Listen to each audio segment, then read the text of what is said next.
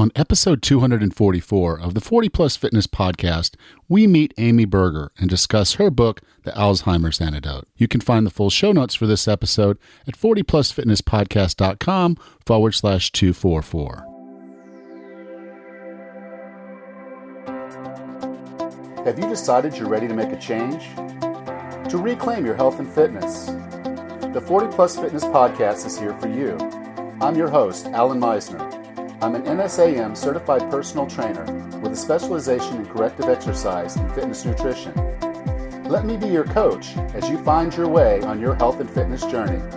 All right, let's go. Before we get started, I wanted to make one small announcement. Because I'm currently training for a Spartan race in June, I've decided as of May 10th, I'm no longer going to take any more live one-on-one clients online. But I did want to let you know that if you're sitting on the fence and wondering whether you want to train with me, I'd encourage you to go ahead and go to 40plusfitnesspodcast.com/train, fill out the application, let's get on the phone, see if this is something that fits you and what your needs are.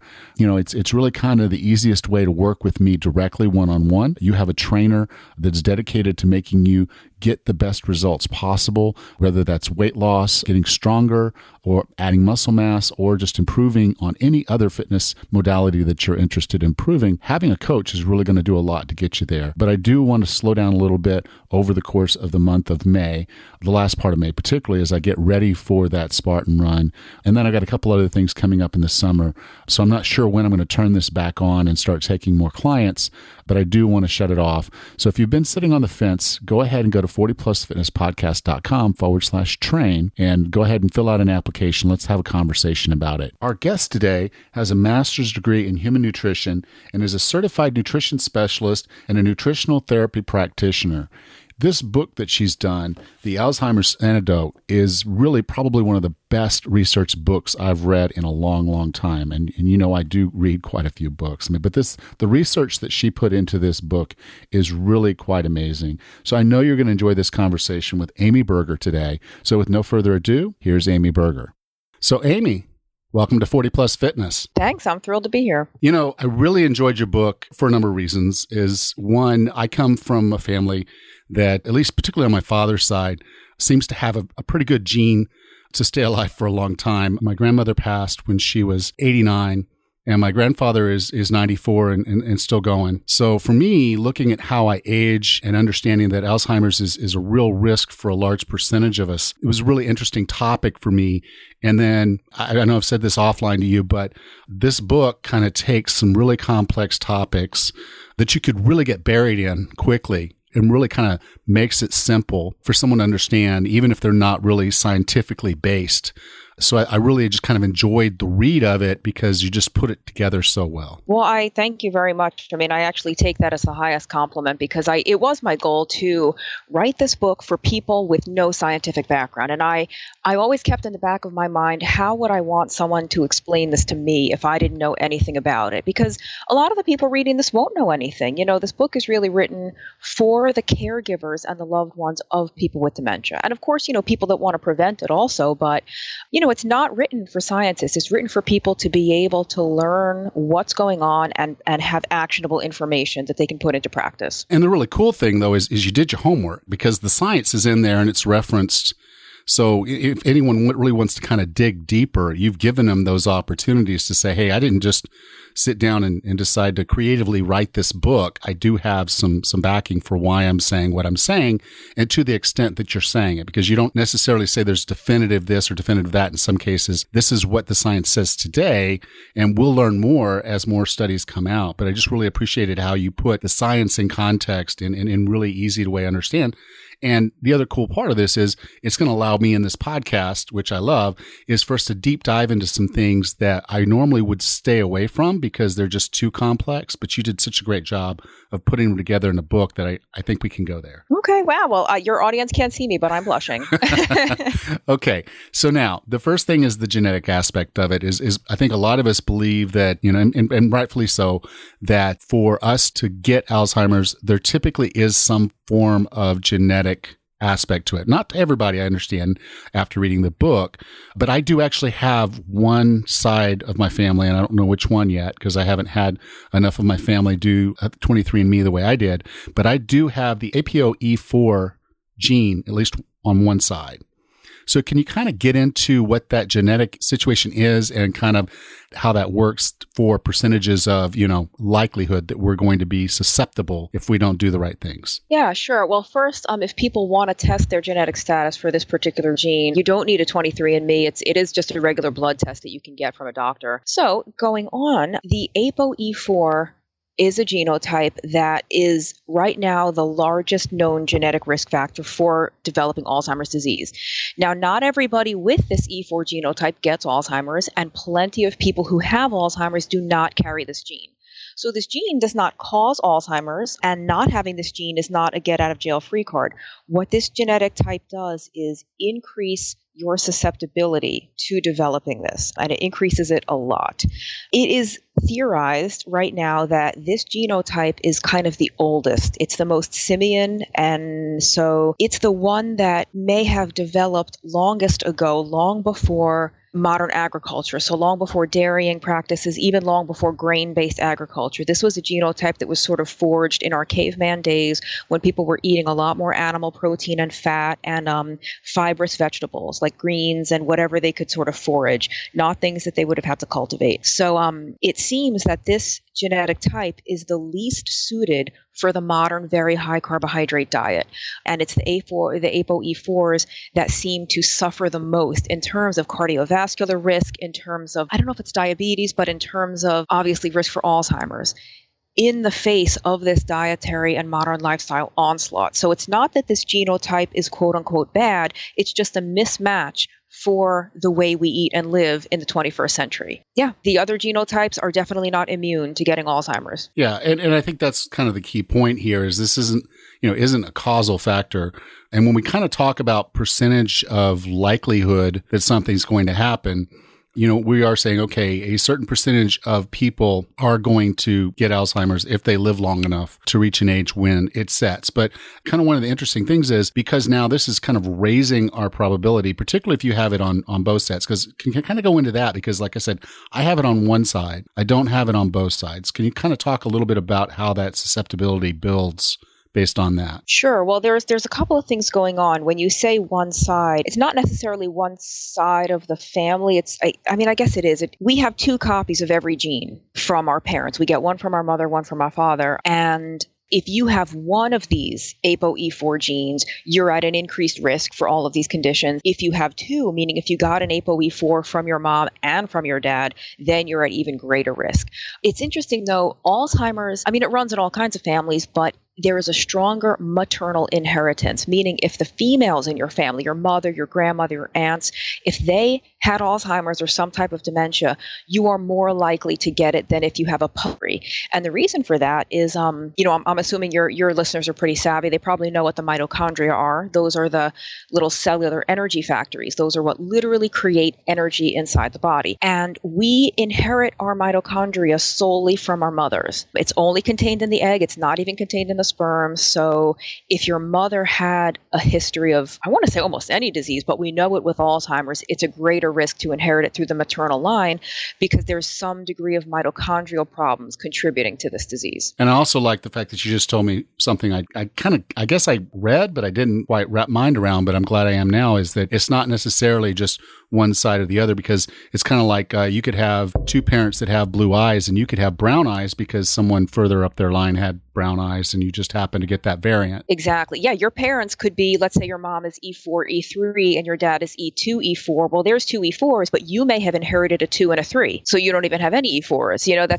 You're exactly right. The genetics is more complicated. Okay. But I do have one E4. So it does mean that this now takes on a little bit more precedence in my life because I have a higher propensity to suffer from this than the average person, I would say. Right. And I want to just real quick, one of the points you said, that people are living longer. And that's true. We are living longer than we used to. So I feel like It's kind of normal that there would be some degree of cognitive decline, especially someone in their 80s and 90s. I mean, it's almost to be expected, but we're really no longer talking about people in their 80s and 90s. This is not really old age senility. There's people in their 50s and 60s contracting this now. So there's obviously something else going on than just the natural aging process. And we're going to get into that because I've got a few more questions for you. Okay, so now when we talk about Alzheimer's, and Alzheimer's is kind of a subset of dementia. So dementia is this big thing of kind of losing cognitive ability as we age. It's considered as we age because it's always been kind of considered something that's happening. But like you said, it's happening earlier and earlier. Alzheimer's is a subset of that. And in Alzheimer's particularly, there's this concept, I guess, what's happening in the brain, or at least what we think, or one of the hypotheses out there is that beta amyloid is a causal factor. But in the book, you kind of say it might not be the causal factor. It might kind of be just the end product. Can you kind of get into that? Sure. So these amyloid plaques, if you've ever heard of any kind of Alzheimer's research or dug into it, you will invariably come across this term amyloid plaque. And amyloid plaques are proteins that come from, it's called the amyloid precursor protein. And this is a protein that's secreted out of cells, and it's chopped up into various fragments. And in Alzheimer's disease, some of these particular fragments don't get cleared away properly. They stay in the brain and they accumulate and they sort of solidify into these plaques. And we can think of these plaques as kind of like blocking the synapses between the neurons. They're blocking the spaces between the cells that normally communicate with each other. So there's a total breakdown in communication. And the result would obviously be, memory impairment, personality changes, behavioral problems. But the thing is, these amyloid proteins are secreted in everybody. Healthy people create them. Healthy people create these fragments. The issue in Alzheimer's disease, it doesn't seem to be that they make more of these plaques than anyone else. The problem is they're not cleared away. I say in my book, it's as if the sanitation crew is on strike. So they're not producing more garbage. The garbage just isn't getting cleared away from the curb, and it just sits there and becomes muck. It really just gunks up the brain, to put it simply. But the thing is, there's a lot of people who have severe Alzheimer's disease who, after they die, upon autopsy, their brains are dissected and they do not have extensive deposition of these plaques. And there are people who do not have Alzheimer's who maybe have a very mild cognitive impairment. And if they die for some reason and their brain is dissected, they do have extensive plaques. So these plaques are not necessarily causing the disease, because there's people with Alzheimer's that don't have a huge plaque burden. The other interesting thing is, in many people, these plaques are a late player in the game. Like, the major other thing contributing to Alzheimer's happens long before these plaques even have a chance to accumulate to the levels at which they would be causing memory problems. And that other factor is a decline in the brain's metabolism of glucose. The neurons in areas affected by this condition lose the ability to harness energy from glucose. So Alzheimer's, at least the literature seems to indicate, the primary problem is it's a fuel crisis in the brain. But these plaques, it's really heartening to me that there's been more and more actual, scientific papers saying that these plaques are not the right target, and we've lost a lot of time and a lot of research dollars toward chasing these plaques when they're a symptom of the disease. They're not really causing it. And every single drug that has been developed to date to target these plaques has been a failure. And it's been a failure in the sense that these drugs do decrease the plaque burden in the brain, but by decreasing the plaque burden in the brain, it has no effect on disease progression, meaning it doesn't help these people get any better. That should tell us right off the bat that either these amyloid plaques are not causing the disease or they're not the most important factor, because if we are reducing them and these people don't get any better, then what are we left to conclude? Well, yeah, I mean, and I guess when you're trying to look at why research would go that route is that we all kind of want that magic pill. And if I can take a pill that's going to, remove these plaques that are building in my brain, then that's going to save me. That would be the fairy tale we want to hear. Yeah, and I can't blame the researchers. I mean, this was a perfectly legitimate target 10 years ago, 20 years ago. Now we know more. Now I think we need to redirect our efforts towards something else. And it's kind of like the statin drugs that lower cholesterol. Now, statin drugs do lower cholesterol. They are effective for lowering cholesterol, but that does not translate into improved cardiovascular health. These people on statins with low cholesterol still have heart attacks. They have, arterial disease. And it's the same thing with these Alzheimer's drugs. We can reduce the plaque, but these people are still demented. And I guess it's not a time thing because you can kind of do the math after a number of years of folks being on these meds because they've been around for decades now. They're not solving the problem. Yeah, there was one drug. It has a really long name. I can't even pronounce it, but they had to stop the clinical trials because it was being observed that the people taking the drug were actually faring so much worse than the people on the placebo that would be unethical to continue, and they had to stop the study. And I understand. I mean, and the sad part of all this is when you or a loved one is kind of suffering through this, it's, you want an answer now. So I can definitely understand how there would be this big push because the demand for a cure, because it's becoming more and more prominent here. And we're going to kind of get into some of the reasons why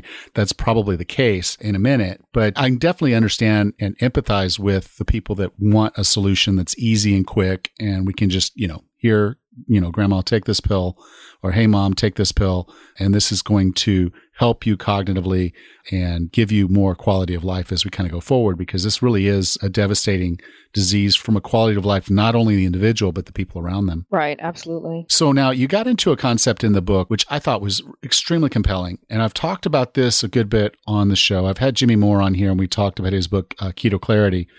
And I've talked about cholesterol a good bit. I happen to have exceptionally high cholesterol, which, most people wouldn't brag about, but it's my HDL that is phenomenally high. I think my LDL is probably, they'll say it's elevated, but in the grand scheme of things, if you look at the whole triglycerides, cholesterol, HDL, LDL, I don't think I'm in bad shape. And in the book, you said something, and this is kind of the first time, and it is funny how things kind of go around in circles, as I actually heard this on a podcast today, was the same stat, which I'd read in your book 3 days ago, which was that our brain contains 25% of the cholesterol that's in our entire body. So there's obviously a purpose to cholesterol and a connection here. Could you kind of get into the whole cholesterol thing? Yeah, the brain is literally built out of cholesterol and fats. I mean, it's just like this big squishy lump of cholesterol inside your skull. I'm oversimplifying, but cholesterol is a vital part of every single cell membrane in your body, and it's especially abundant in the brain. And so when we have, for the past 30 to 50 years, we've had this sort of war on cholesterol. We're terrified to eat it, or we're terrified that it's going to build up in our arteries, and we take drugs to lower it. It's absolutely no surprise to me that the rise in Alzheimer's diagnosis sort of parallels the increasing use of statin drugs. And I'm not saying that statins are a primary cause. I do think they contribute. I think they are definitely exacerbating this condition, and it's a well-known side effect of statin drugs. You can go on the Mayo Clinic website, you can go on the FDA's website. They will clearly state that memory loss or memory problems is a known side effect of these drugs. And so being that the brain is so dependent on cholesterol for proper function, what do we expect to happen when we take drugs that deliberately reduce the body's ability to synthesize cholesterol? Because your body will create more cholesterol than you could ever eat. I mean, maybe if you were guzzling raw egg yolks Rocky style, like you could get more cholesterol. But for most people, your liver is going to make all the cholesterol you need. If you cut back on cholesterol in your food, your body will make more. And if you eat more of it, your body will make less. The amount of cholesterol flowing through your blood is most likely the amount of cholesterol that your body needs at that particular time. It's very well regulated. And nature did not put yolks in eggs to kill us. It didn't put fat in butter and fat on cows to kill us. And I mean, I'm right there with you. And I mean, the cholesterol is not only now what I understand now is a big part of the brain health. It is a big part of how we build the core hormones in our body. And it has so many major functions in the body that it's almost tragic. And you said that, in the pun you put in the book was they were dead wrong. Yeah. I mean, it's really, I'm not saying there's never a case for statins. I mean, there are some people that may experience benefit from it, but the vast majority of people should not be on these drugs, and they should not be on them for 10, 20, 30 years. And think about, like you said, we need cholesterol as the building block for all the steroid hormones. And the steroid hormones include such important things as, testosterone, estrogen, progesterone, like just all of these things that we need, even for important for sexual function and reproductive function. And so what about all these older men, or not even so old men, that are on cholesterol-lowering drugs that now also have to be on drugs for erectile function? Well, it's not, the reason they're having erectile problems is because of statin. They have no testosterone.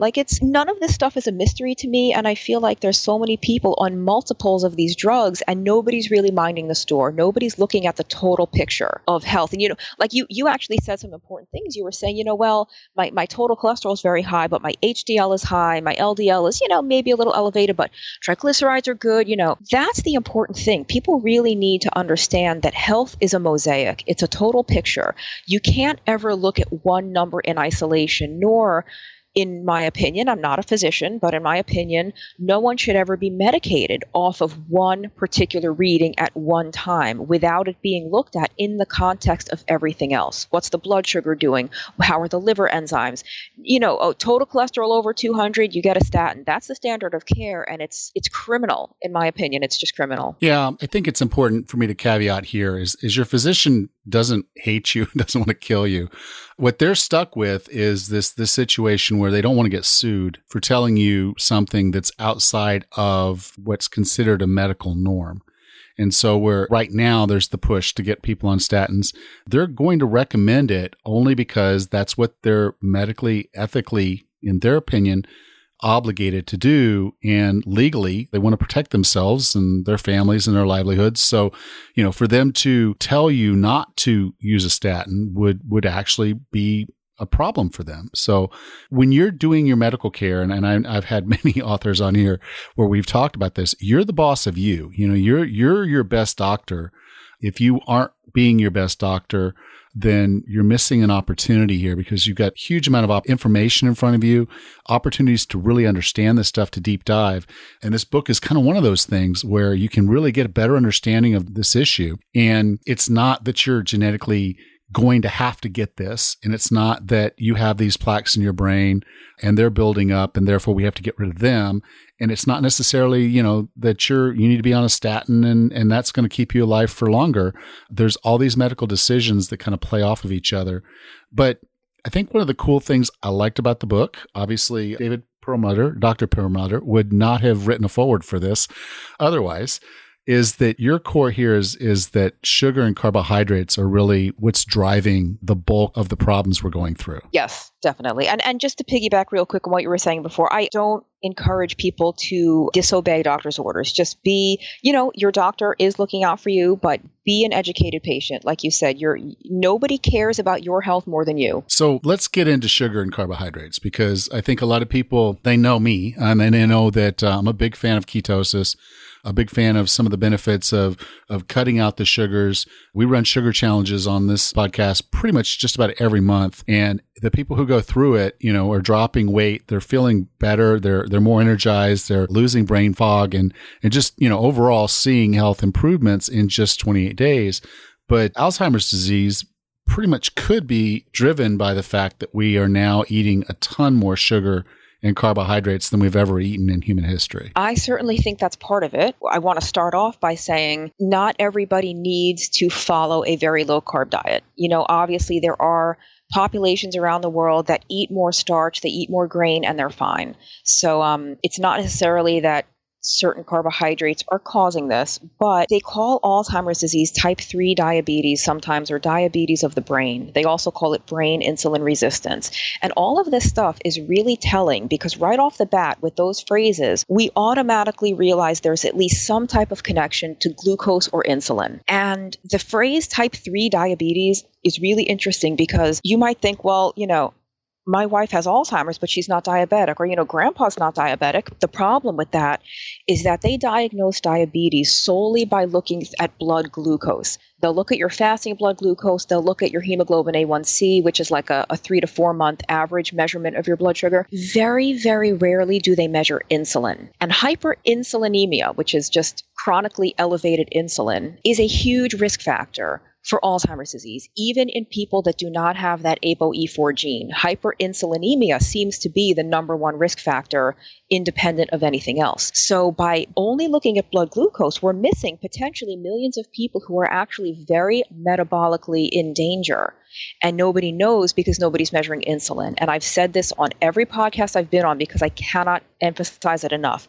Fasting insulin it should absolutely be part of the standard blood work that you get in a routine doctor's visit. They test your glucose, your triglycerides, they should do insulin because it would be a game changer. And so, like I said, with the carbohydrate thing, Alzheimer's disease seems to be driven primarily by the brain losing the ability to harness energy from glucose. So these certain neurons essentially starve to death. And I am oversimplifying, but they start to atrophy. You can visualize this on brain scans. You can see the actual matter of the brain shrinking as these cells atrophy. And is a high carbohydrate intake alone causing that? I think it's multifactorial. I think that's one of the largest drivers, but there's other dietary factors at work too and different lifestyle things. But our carbohydrate intake is the thing we have the most control over. And much safer than working with meds. Now, when you talked about beta amyloid earlier and the clearing of it, there's a connection between the clearing of that and insulin. Could you kind of go into that? Yeah, it's pretty fascinating. I remember when I first learned about this, the enzyme. So there's an enzyme that clears away these amyloid protein fragments. And oddly enough, it's the same enzyme that clears away insulin from the bloodstream. Like once an enzyme has done its job, it can't just stay in your blood forever. Some other hormone does its job. Something else has to come and get rid of that. And there's an enzyme called insulin degrading enzyme, and it does exactly what it sounds like it does. It degrades insulin and gets rid of it after it's done. So when you have chronically high insulin, this enzyme is sort of busy taking care of all the insulin, thus leaving all of these amyloid proteins to accumulate and solidify. So I think right off the bat, that tells us we want to lower our insulin levels because then this enzyme would be freed up to start going away and clearing these plaques. Yeah, and I think that the interesting thing there is to realize that the actual purpose of insulin is to stabilize your blood sugar so that it doesn't damage the brain. So obviously it's working through your body to actually get rid of all this excess blood sugar. And if this enzyme now, after it's done what it's supposed to do, if this enzyme can't do what it's supposed to do with the, basically then be focused on removing these plaques from the oxidation damage and all that kind of stuff and clearing that all out, then it's focused on getting the insulin out. It's because now you need to now actually be able to use some of that blood sugar to live. And so it's really kind of that bouncing back and forth that allows the plaques just to kind of continue to build up, right? Yeah, that's a pretty good way to say it. And also, we have to remember when you have high insulin in your body, inhibits your body's ability to break down your fat for energy, right? We have all this luscious body fat. All that really is stored energy. I know we think it's ugly and unsightly, but it's actually our body's way of storing fuel. For when we go without food or when we go without carbohydrate, we have this alternate fuel to turn to. But when your insulin levels are always high, you never turn to that fuel. This is why people that eat a high amount of carbohydrate very often have a very hard time losing weight. It's not even necessarily the total calories that they're eating from the carbohydrate. It's that their insulin is always high. And insulin is like a security guard standing at the fat cell, keeping all that fat locked in. Once you get insulin low and insulin gets out of the way, all that fat can come out. And when the fat comes out, we might generate some ketones.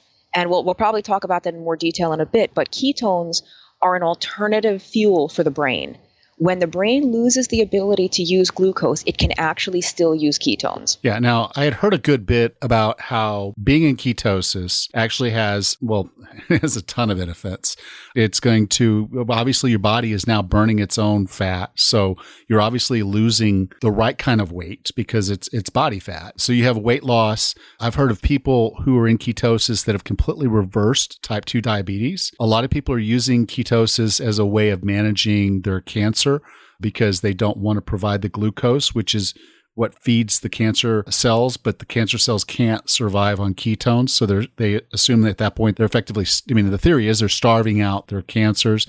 And now here's this new concept of how using ketones to fuel the brain, which it loves, I can tell you from being in it, it loves ketones. It actually might be somewhat restorative and almost curative with regards to the situation with Alzheimer's of actually seeing cognitive improvement. Could you kind of go into that? Yeah, I mean, this is basically the whole crux of my book, is that even a brain damaged by Alzheimer's or damaged with some other dementia, when it cannot use glucose, it can still use ketones. And this is in its infancy. I mean, this is like cutting edge stuff. So we're not certain that this can completely reverse damage that has been done. I think it can slow it. It can slow the progression. We know for sure that when people with Alzheimer's have elevated ketones, whether it's through a ketogenic diet or some of these exogenous ketone products that are now on the market, like you can take a ketone drink kind of thing, however we get these people's ketone levels up, their cognition is improved in the short term. There's no doubt about that. There's some people who don't respond as well as others. It's an individual thing, but I think that's really great in the short term, right? To get, if we use these exogenous ketones. But once those ketones are gone, the effects are gone. So this is why I emphasize so much the change in diet to a very low carb, higher fat diet, because then people will be generating their own ketones 24/7, even if only at a low level. We don't know the extent to which somebody needs a low carb diet. Some people might actually have improved cognition at, 60 to 75 grams of carbohydrate and lots of coconut oil, which that's not a ketogenic diet. It may be 75 grams, but compared to how much carbohydrate the average person's eating now, that's actually a huge reduction. If somebody's eating 200 grams a day, 75 is fairly low. I think you would want to start with something more ketogenic, but I'm getting off track. The point is, the ketogenic interventions are really promising. And how much more promising would they be? Because most of the studies have been done with ketone supplements. And I wonder how much more powerful would the effects be if we combine the ketone supplements with a ketogenic diet and some of the other lifestyle interventions. But there's a doctor named Dale Bredesen whose work is really, really fascinating. He's done some very small but very promising clinical trials he's got a multifaceted intervention for Alzheimer's. It's not a ketogenic diet. He does kind of a low glycemic diet, but I know he's a fan of like MCT oil, coconut oil, intermittent fasting, stress reduction, exercise to the extent that the patient is capable of doing it. So he's got a lot of moving parts, but these people have significant improvement. And he's now training other doctors and nutritionists all over the country in his protocol. I think his protocol would be probably even more effective if it was actually a ketogenic diet and combined with all the other stuff. Yeah, because if you're still, it's funny, my brother messaged today on Facebook, and we had this whole conversation this morning about ketosis, as he was looking at exogenous ketones. And I was saying, get there nutritionally first, because I think when you do that, now you're not giving your brain this opportunity to say, I'd rather use the glucose. Now, I think the brain would preferentially use glucose over ketones. I don't have any scientific backing on that, but that's just kind of my thoughts are, if you've been feeding your brain glucose all this time and now you start introducing ketones, your brain's not necessarily going to suddenly just switch over for that. So you're literally probably just going to pee those away for the most part. So I think, for me, it's get there nutritionally first, or at least get very, very close to there nutritionally first, and then use ketones as kind of that supplement for making sure that you're staying in the optimal range of where you want to be from a ketosis perspective. Yeah, I have slightly different opinion. I mean, I agree with you in that a healthy, fit, active person really has no reason to take exogenous ketones. It's a waste of money. But in the Alzheimer's brain, the fascinating thing is that even though their brain is not using glucose properly, it will use ketones. So let's say we have someone of very advanced age or very severe dementia. You are not going to get that person to wake up one morning and all of a sudden have eggs cooked in coconut oil instead of their usual English muffin and orange juice. It's just not going to happen. So in those people, who absolutely will not or cannot change their diet, I actually do support the use of those exogenous ketones, or, combined with high amounts of coconut oil and MCT oil, because those people will have improved cognitive function. Now, the thing is, that intervention, just giving them MCT oil or giving them exogenous ketones, improves the symptoms in the short term, but it does nothing to remove the insults that might be causing this in the first place, right? We're not cutting back on dietary carbohydrate. We're not changing the types of fat someone's eating. We're not getting them the right vitamins and minerals. So I think the diet actually does have potential to reverse the damage, because you're you're reprogramming the metabolic state that's causing this in the first place. Whereas just adding the ketones, yeah, that person might have a better memory and better behavior in the short term, but it's not actually doing anything to make a dent in this disease. And so, again, the book is incredible. We can't do it justice in a podcast. I wish we could keep going because there's so much information in this book. And you talk about whole foods and you talk about exercise, and there's a whole lot of other things in this book that I think for someone who has a family member that's going down this route, unfortunately, or maybe you know that you have a potential based on your family history, I think this is a good book to have to kind of start thinking about lifestyle interventions now that can do a lot for you or for them going forward. So, Amy, if someone wanted to get in touch with you, learn more about the Alzheimer's Antidote, your book, where would you like for me to send them? Well, they can order the book on Amazon, and it should be in brick and mortar stores. If there's like a Barnes & Noble near them, they can get it. But my blog is Tuit Nutrition. That's TUIT nutrition.com. Mostly just a blog. I want to make it a more content-heavy site in the coming months. I want to make it a good resource for people that are new to low carb, what to eat, what not to eat.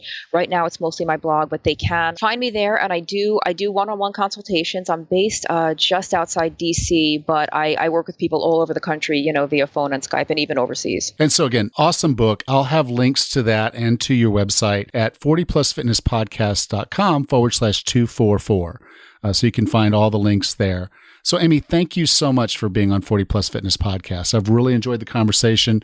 I really enjoyed the book. I've learned a lot. You do such a great job of explaining things in a layman's term. I guess layman's probably not even the right, just a normal human's term, but it's tough science and there's a lot to it. You've done your research and you've done a great job. Thank you. Thank you so much. I'm glad to be here. I wanted to close out today's session by thanking you for being a part of 40 Plus Fitness. And if you have gone out and given us a rating and review and subscribed to the podcast, thank you so much for that. I really do appreciate each and every one of those.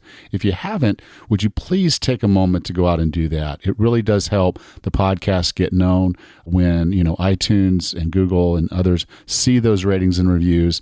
They recognize that we're doing something special here together, and they really want to help us get the word out as well. But they need to see that interaction. They need to see that engagement. So a rating, review, and a subscribe really does a lot for the podcast. Thank you. So next time on the 40 Plus Fitness Podcast, we're going to meet Michel Pascal and discuss his book, Meditation for Daily Stress, 10 Practices for Immediate Well-Being. This was a really neat conversation with Michel, and I know you're going to enjoy it. But until then, have a happy and healthy day.